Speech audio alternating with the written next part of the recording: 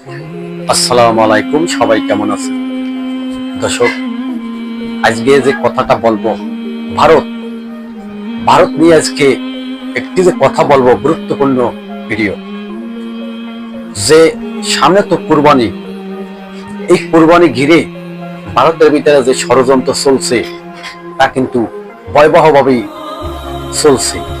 ভারতের ভিতরে পশু জবাই করা যাবে না, মানে কুরবানি দেওয়া হবে না। সেখানে গরু জবাই করা যাবে না, ছাগল জবাই করা যাবে না, মানে কোনো কিছুই, মানে ওরা কোরবানি দেওয়া হবে না, এরকমের ঘোষণা দিয়ে দিয়েছে হিন্দুত্ববাদী কসাই নেতারা। আজকে সাপ জেনে নাও, হিন্দুত্ববাদী কসাইরা সাপ জেনে নাও, কোরবানি আল্লাহ তাআলা রব্বুল আলামিনের পক্ষ থেকে এসেছে। এই কোরবানি ইসমাইলের বংশ থেকে এসেছে, আল্লাহ তাআলা রব্বুল আলামিন মুসলমানের জন্য ফরজ করে দিয়েছে। আজকে কুরবানিতে যারা যারা বাধা দেবা তাদেরকে বলি, যদি মুসলমানরা কুরবানির দিনেও যদি সাধারণ গরুর গোশত খেতে না পারে, তোমাদের পাঠা জবাই দেওয়া হবে না। কেন দেওয়া হবে না জেনে নাও, জেনে নেওয়া তোমাদের জরুরি। যেখানে গরু জবাই করা যাবে না, যেখানে বিসমিল্লাহ বলে গরু জবাই করবে তা তারা ভঙ্গ করে দিতে চায়, আর যেখানে ওই বল হরি বলে পাড়া জবাই দেয়, সেটা কিভাবে মেনে নেওয়া যায়? আমি কারো দ্বন্দ্ব না, আমি কারো বিরুদ্ধে লাগি নাই, কারো পিছনেও লাগি নাই। মুসলমানের পিছনে কেন ইহুদিবাদীরা লেগে আছে? তাদেরকে ধরে ধরে জিজ্ঞেস করা উচিত যে মুসলমানের কি ক্ষতি করছে তোদের, তোরা কেন কুরবানি দিতে দিবি না? নবী সাল্লাল্লাহু আলাইহি ওয়াসাল্লাম হিন্দুস্তানের কথা নিয়ে ভবিষ্যৎবাণী করেছে, মানে হিন্দুস্তান নিয়ে যে কথাটা বলছেন নবী সাল্লাল্লাহু আলাইহি ওয়াসাল্লাম, যে হিন্দুস্তানের সাথে একটা যুদ্ধ হবে।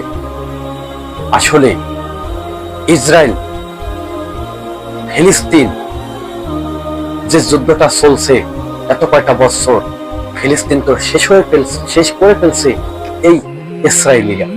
আর এখন কসাই নরেন্দ্র মোদী, বিজেপি সেই দল আজকে মুসলমানকে নির্মমভাবে হত্যাকাণ্ড চালাইছে। তা কি বিশ্বের মুসলমান প্রতিবাদ করবে না? কিন্তু ভারতের ভিতরে যে সমস্ত ঘটনা ঘটছে, একটা ঘটনাও কিন্তু মিডিয়ার ভিতরে আসছে না, সোশ্যাল মিডিয়ায় দেখাইছে না।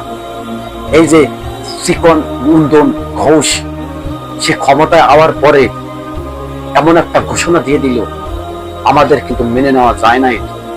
সে বলছে কোরবানি দেওয়া যাবে না, কসাইখানায় নিয়ে গরু জড়াইয়ে তারপরে খাওয়া যাবে, কিন্তু মোল্লারা বিসমিল্লাহির রহমানির রহিম বলে জবাই করতে পারবে না। আসলে গরু কি ওদের বাবাই তৈরি করেছে?